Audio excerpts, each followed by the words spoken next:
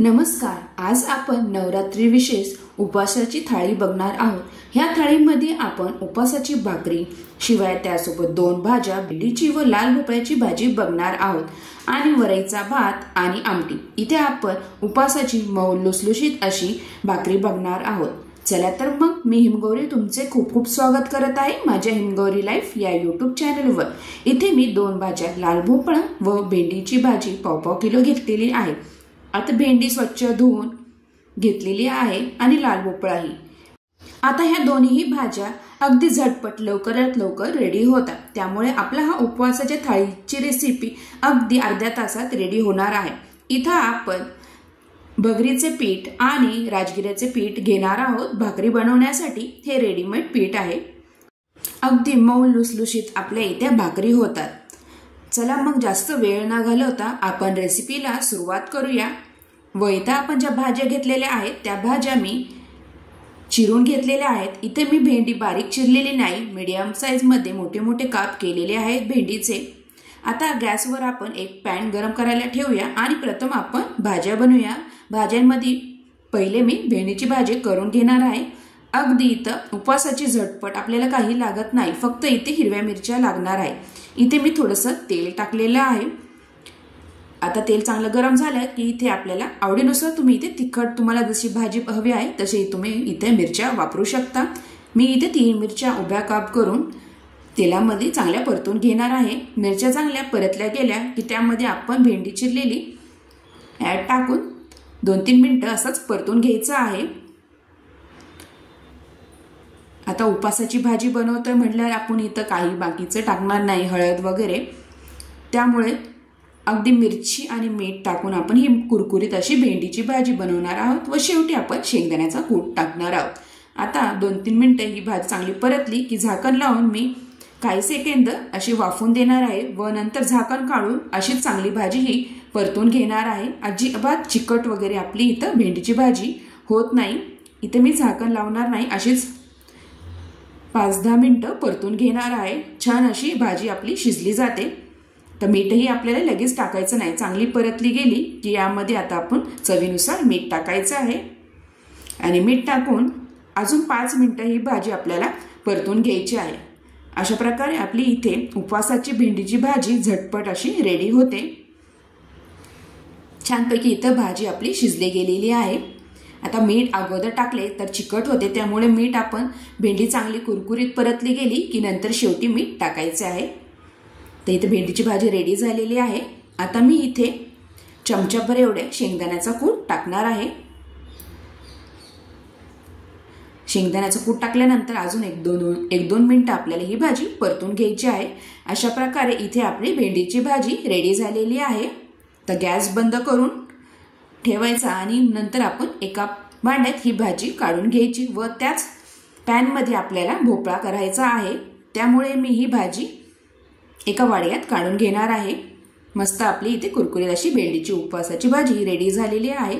आता पॅन मी थोडंसं धुवून घेतलेलं आहे व त्याच पॅनमध्ये थोडेसे तेल टाकून आपण भेंडीची भाजी केली तशीच इथे लाल भोपळ्याची भाजी करायची आहे। मिरच्या टाकून मिरच्या तेलामध्ये चांगल्या परतून घ्यायच्या आहे। आता लाल भोपळा हा लगेच शिजतो, त्यामुळे आपले अगदी 5 मिनिटात आपली ही भाजी रेडी होती। आता मिरच्या तळल्या गेल्या की यामध्ये आपण चिरलेला लाल भोपळा टाकायचा आहे व परतून घ्यायचा आहे। झाकण नाही लावले तरीही चालेल, लगेच शिजणारा लाल भोपळा असतो आणि मीठही आपल्याला इथे लगेच टाकायचे नाही, नाहीतर गाळ होईल। तर थोडासा परतून घ्यायचा आहे। थोडंसं मी वाफवून घेणार आहे। इथे मी झाकण लावून ठेवणार आहे, अगदी 3-4 मिनिटं हा भोपळा झाकण लावून ठेवणार आहे। अशा प्रकारे आपला इथे लाल भोपळाही रेडी होतो। चांगला परतला गेला की यामध्ये आपल्याला थोडेसे मीठ टाकायचे आहे। इथे मी शेंगदाण्याचा कूट टाकलेला नाही, तुम्हाला शेंगदाण्याचं कूट वापरायचं असेल तर तुम्ही टाकू शकता। अशा प्रकारे इथे आपली लाल भोपळ्याची भाजी ही रेडी झालेली आहे। आता मी इथे वरईचा भात करणार आहे, तिखट भात करणार आहे। तर वरई मी थोडीशी भाजून घेतलेली आहे व त्यासाठी तडक्यासाठी इथे आपल्याला थोडेसे जिरे व हिरव्या मिरच्या टाकलेल्या आहेत व भाजलेली वरई आपल्याला जेवढी हवी आहे तेवढी इथं आपण पाण्यात टाकणार आहोत। सरसरीत आपण इथे वरईचा भात करणार आहोत। तुम्हाला माझ्या वरईच्या भाताची रेसिपी माझ्या चॅनलवर भेटून जाईल अशा प्रकारे इथे आपण वरईचा भात करायला ठेवलेला आहे। आता तोपर्यंत आपण साईडला आमटी करायला घेऊया। आमटीसाठी इथे मी मिक्सरच्या भांड्यात शेंगदाण्याचा कूट व हिरव्या मिरच्या वाटून घेतलेल्या आहेत, तेही फोडणीमध्ये टाकलेले आहेत व इथे थोडेसे दही। ह्याची पण रेसिपी तुम्हाला माझ्या चॅनलवर भेटून जाईल। अशा प्रकारे इथे आमटी ही आपली झटपट रेडी होते व वरईचा भातही। आता आमटी ही झालेली आहे आणि इथं साईडला आपला तोपर्यंत वरईचा भातही शिजत आहे। अशा प्रकारे वरईचा भात आणि आमटी आपली इथे झटपट रेडी झालेली आहे। लवकरात लवकर आपला पूर्ण उपवासाची थाळी इथे रेडी होते। सरसरीत इथे वरईचा भात आपला रेडी झालेला आहे। आता आपण भाकरी करायला घेऊयात।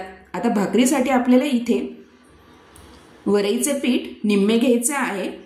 निम्मे म्हणजे 1 वाटी वरईचे पीठ घेतलेले असेल तर अर्धी वाटीला कमी इथे आपल्याला राजगिऱ्याचं पीठ घ्यायचं आहे। राजगिऱ्याच्या पिठामुळे भाकरी आपले मऊसूत होतात। आता थोडं थोडं पाणी टाकून आपल्याला हे पीठ चांगलं मळून घ्यायचं आहे। आपण नॉर्मल जशा ज्वारीच्या भाकरी करतो तसंच इथं आपल्याला उपवासाच्याही भाकरी करायच्या आहे। चांगलं पीठ आपल्याला इथे मळून घ्यायचे आहे। छान इथं मी पीठ हे मळून घेणार आहे। तर राजगिऱ्याचं पीठ आपल्याला इथं थोडं लागतं आणि वरईचं पीठ जास्त। आता अशा प्रकारे इथं पीठ चांगलं मऊसूद इथे मळलं गेलेलं आहे। आता एक एक छोटा गोळा घेऊन आपण भाकरी थापायला घेऊ शकतो। आता ताटाला खाली थोडंसं आपल्याला पीठ लावायचं आहे आणि भाकरी छान अशी गोलसर आपल्याला इथे थापून घ्यायची आहे। जर तुम्हाला भाकरी थापता येत नसेल तर तुम्ही लाटूनही चांगले परोठ्यासारखे बनवू शकता। तर मी हे भाकरी थापून करणार आहे। तर भाकरी चांगली थापली गेली की साईडला आपण तवाही गरम करायला ठेवलेला आहे, म्हणजे भाकरी थापली गेली की लगेच आपण ही भाकरी तव्यावर टाकणार आहोत। आता इथे भाकरी आपली थापली गेलेली आहे मस्तपैकी। भाकरी अलगद आपल्याला उचलून तव्यावर ठेवायची आहे। आता दोन्ही हाताने मी उचलून अलगद ही भाकरी तव्यावर ठेवलेली आहे व वरतून आपल्याला थोडेसे पाणी लावायचे आहे व छान खालनं भाजली गेली की आपल्याला ही भाकरी पलटी करून घ्यायची आहे, जेणेकरून वरचं थोडंसं पाणी पूर्ण सुकता कामा नये, नाही तर भाकरी आपली इथे पातळ होते। थोडं वरचं पाणी सुकलं गेलं की मग आपल्याला इथे भाकरी पलटी करून घ्यायची आहे।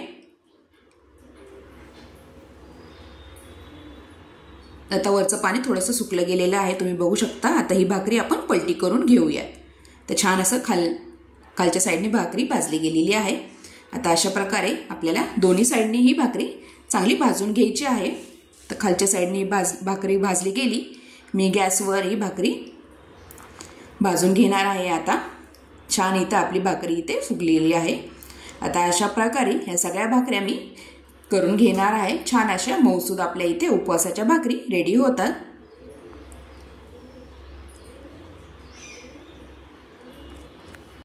अशा प्रकारे इथे आपली भाकरी भाजली गेलेली आहे। दोन्ही साईडने हे चांगली भाजली गेलेली आहे। जर तुम्हाला तव्यावरच भाजायची असेल तर तुम्ही नुसती दोन्ही साईडने तव्यावर चांगली भाकरी भाजून घेऊ शकता। अशा प्रकारे ही भाकरी भाजली गेलेली आहे। आता दुसरी ही भाकरी रेडी झालेली आहे, तीही भाकरी अशाच प्रकारे आपल्याला करून घ्यायची आहे। अशा प्रकारे मी सगळ्या भाकऱ्या करून घेतलेल्या आहेत। अशा प्रकारे झटपट आपला उपवासाची थाळी इथे रेडी झालेली आहे। जास्त वेळही लागत नाही भाज्या करायलाही आणि वरईचा भात करायलाही। भाकरीही आपल्या रेडी झालेल्या आहे।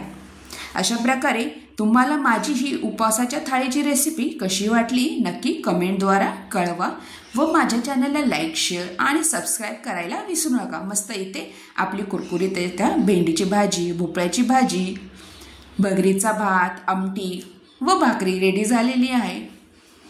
आणि हो, जर तुम्ही माझ्या चॅनलवर नवीन असाल तर प्लीज चॅनलला सबस्क्राईब करा आणि बेल आयकॉनवर क्लिक करा, जेणेकरून तुम्हाला माझ्या चॅनलवर अशाच नवीन नवीन रेसिपीचे नोटिफिकेशन येत राहील व तुम्हाला माझ्या चॅनलवरच्या रेसिपी बघायला भेटतील। तुम्ही हा व्हिडिओ शेवटपर्यंत बघितल्याबद्दल तुम्हा सगळ्यांचे खूप खूप धन्यवाद आणि व्हिडिओला लाईक आणि छानशी अशी कमेंट करायला विसरू नका। तुम्हा सगळ्यांचे खूप खूप थँक्यू। पुन्हा भेटूया अशाच नवीन रेसिपी सोबत। तोपर्यंत तुम्हा सगळ्यांना बाय बाय। मस्तपैकी उपवासाची ही थाळी एन्जॉय करा। त्यासोबत उपवासाच्या इथे चिप्सही मी ठेवलेले आहेत। अशा प्रकारे नवरात्रीच्या तुम्हा सगळ्यांना खूप खूप शुभेच्छा। हॅपी दसरा.